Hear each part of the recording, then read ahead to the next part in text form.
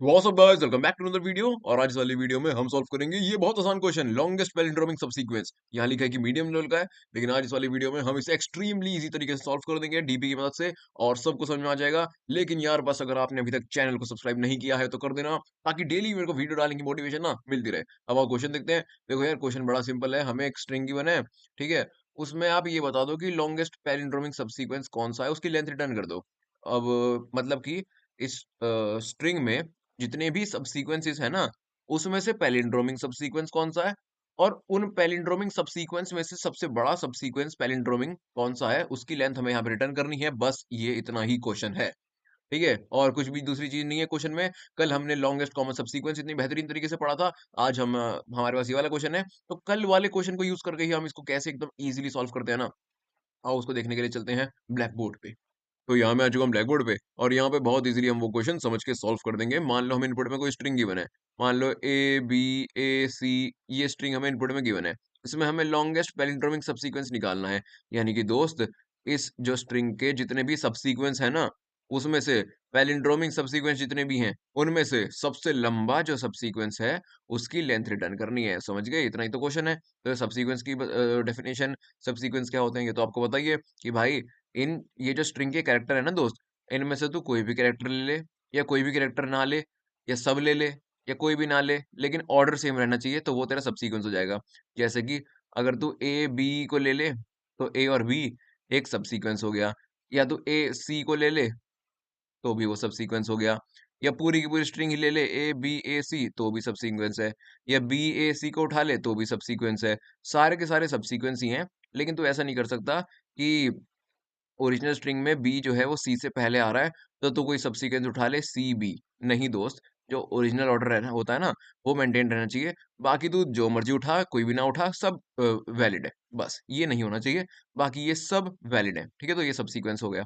अब इसमें से जितने भी सब सीक्वेंस इसमें पॉसिबल हैं, उनमें से जितने भी पैलिंड्रोमिक सब सीक्वेंस है, पैलिंड्रोमिक का मतलब क्या होता है कि भाई वो सब सीक्वेंस जिसको तू लेफ्ट टू राइट पढ़े या राइट टू लेफ्ट पढ़े, सेम ही होता है। जैसे कि अ, एक नाम मान लो नमन, तो इसको मैं लेफ्ट टू राइट पढूं तब भी नमन ही है, राइट टू लेफ्ट पढूं तब भी नमन ही है। स्पेलिंग ही ऐसी है ना, तो इसको ही हम पैलिंड्रोम कहते हैं दोस्त। अरे भाई, पैलिंड्रोम, हम इसको ही कहते हैं। तो अब आपके दिमाग में सब चीजें क्लियर हो चुकी हैं। तो इस वाली स्ट्रिंग में से लॉन्गेस्ट पैलिंड्रोमिक सबसीक्वेंस कौन सा होगा, मेरे को बताओ। पहले देखो कि इसमें पैलिंड्रोमिक सीक्वेंस कौन कौन से हो सकते हैं। अगर मैं ले लूं A B A C, इन चारों को मैंने अलग अलग ले लिया, तो एक एक लेंथ के तो पैलिंड्रोमिक सबसीक्वेंस यही हो गए। लॉल। अब मैं मान लो ले लूं ए और ए, तो दो लेंथ का पैलिंड्रोमिक सबसीक्वेंस ये हो गया। इसको लेफ्ट टू राइट पढ़ें, राइट टू लेफ्ट पढ़ें, एक ही चीज है।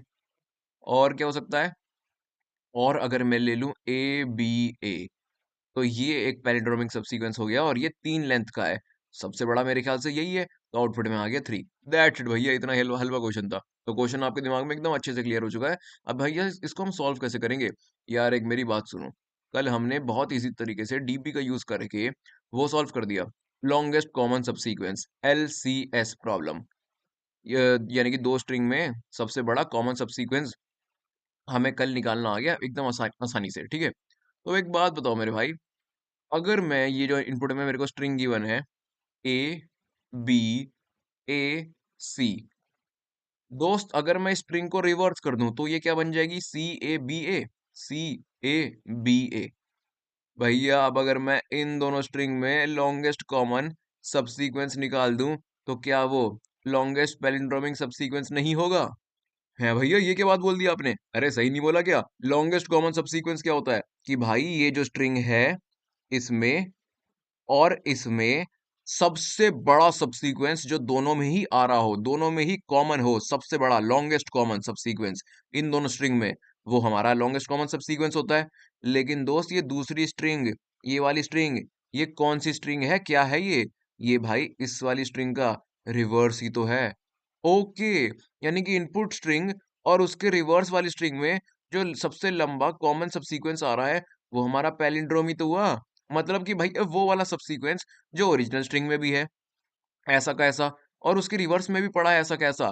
तो मतलब पैलिंड्रोम की डेफिनेशन ही तो हुई, सीधा भी पढ़ सकते हैं, उल्टा भी पढ़ सकते हैं। अपनी ओरिजिनल स्ट्रिंग में भी वो एज इट इज पढ़ा है, A B A, और अपनी रिवर्स स्ट्रिंग में भी वो ऐसे ही पड़ा है, ABA ये रहा, तो ये ही नहीं हो गया हमारा लॉन्गेस्ट पैलिंड्रोमिक सबसीक्वेंस। लो जी भैया, क्वेश्चन यहीं पे सॉल्व। यानी कि अब हमें क्या करना है, बस ये जो इनपुट स्ट्रिंग है उसको रिवर्स करके इन दोनों का एलसीएस निकाल देना है, जो हमने कल निकाला ही था, हमें आता ही है, और बस अपना काम हो गया। दैट्स इट भाई, देखो कितना बेहतरीन तरीके से यहाँ पे हमने अप्रोच बना दी। तो फिर आओ यार, इसको लेके चलते हैं ब्लैक बोर्ड पे। अब और कुछ चीज बची ही नहीं ना, इस वाली स्ट्रिंग को जो हमें इनपुट में गिवन है, इसको रिवर्स करके इसका एलसीएस निकाल देंगे। हो गया क्वेश्चन सॉल्व। चलो लेके चलते हैं ब्लैक बोर्ड पे। तो यहाँ मैं आ चुका हूँ ब्लैक बोर्ड पे, और यहाँ पे वही जो इनपुट स्ट्रिंग है और उसके रिवर्स का हम एलसीएस निकाल देंगे, तो हमें अपना पैलिंड्रोमिक लॉन्गेस्ट सीक्वेंस मिल जाएगा। और अगर आपको एलसीएस निकालना नहीं आता तो दोस्त, मैंने कल ही वीडियो अपलोड करी थी, अभी तो 24 घंटे भी नहीं हुए। यहाँ पे देखो, मैंने बहुत कम टाइम में एलसीएस समझा दी थी एकदम बढ़िया से। आपने देखो कमेंट भी किए थे कि आपको समझ में अच्छे समझ में आ गया, ठीक है।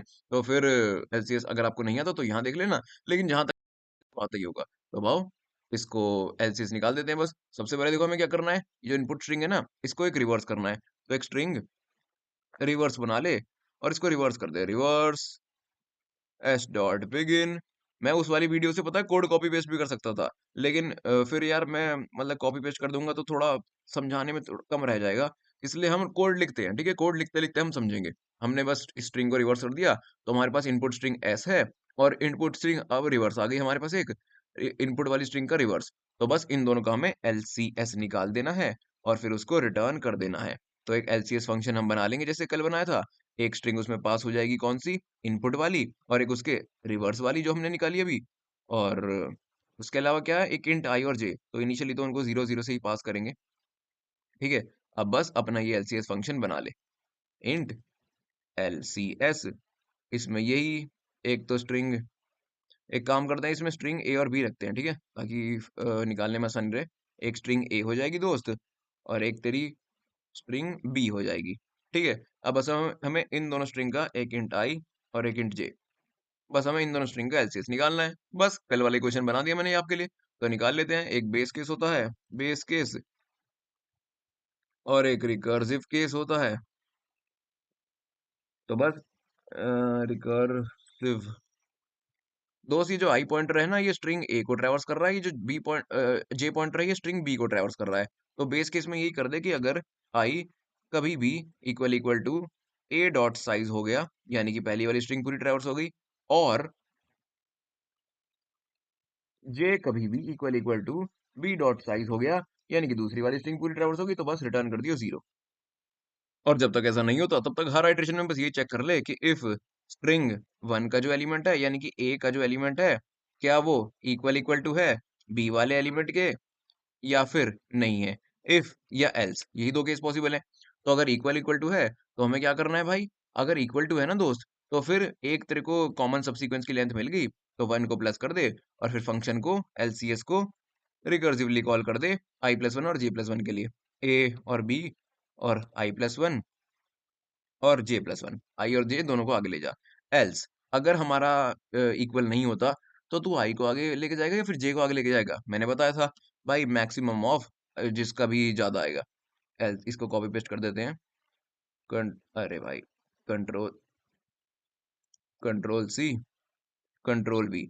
या तो भाई पहले आई को रोक ले और जे को आगे ले जा, या फिर पहले आई को आगे ले जा और जे को रोक ले। इनमें से जिसका भी मैक्सिमम आंसर आता है ना, उसको ले लियो। दैट्स इट, ये हमारा रिकर्सिव कोड हो गया। अब इसको ही डीपी में कन्वर्ट कर देते हैं। तो एक डीपी एरे बना लेते हैं, इंट डीपी, और इस बार कांस्टेंट क्या है, वही 1000 ही है, तो बस 1001 साइज का बना ले। Memset DP comma -1 comma size of DP. लो जी, यानी कि अब हमने एक डीपी एरे बना लिया इसके रिकर्सिव कोड के आउटपुट को स्टोर करने के लिए, ताकि हमें बार बार अननेसेसरी रिकर्सिव कॉल ना करनी पड़े। उसको हमने -1 से इनिशियलाइज कर दिया। तो जब भी दोस्त अब तेरा ये होएगा ना, मतलब जब भी कोई तेरा आंसर आएगा, तो तू पहले रिकर्जन में क्या है, इसको रिटर्न करना होता है, ठीक है, यहाँ पे इसको रिटर्न करना होता है रिकर्जन में।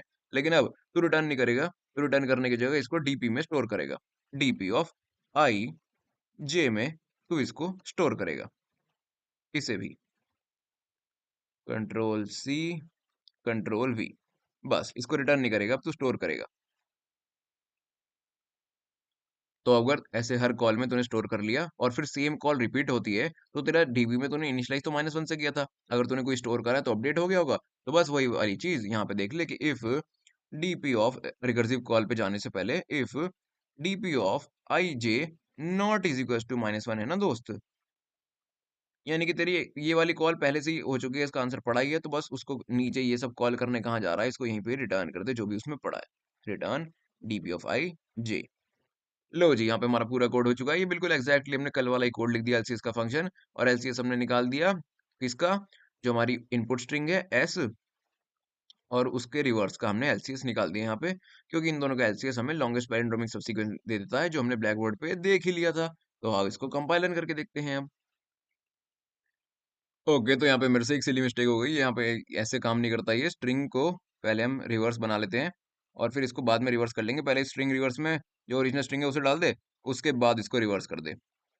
रिवर्स वाली को, उसके बाद रिवर्स कर दे। ओके, अभी हो जाना चाहिए और कंपाइलन करके देखते हैं। तो यहाँ पे हमारा कोड सक्सेसफुली कंपाइल हो चुका है और ये सच में बहुत आसान क्वेश्चन था। बहुत ईज़िली हमने यहाँ पे समझ लिया है। बस आपको ये समझना था कि जो ओरिजिनल स्ट्रिंग है और उसका रिवर्स है, उसका एलसीएस अगर निकालेंगे तो हमारी लॉन्गेस्ट पैलिंड्रोमिक सबसीक्वेंस निकल जाएगा और एलसीएस निकालना तो हमें आता ही था। That's it.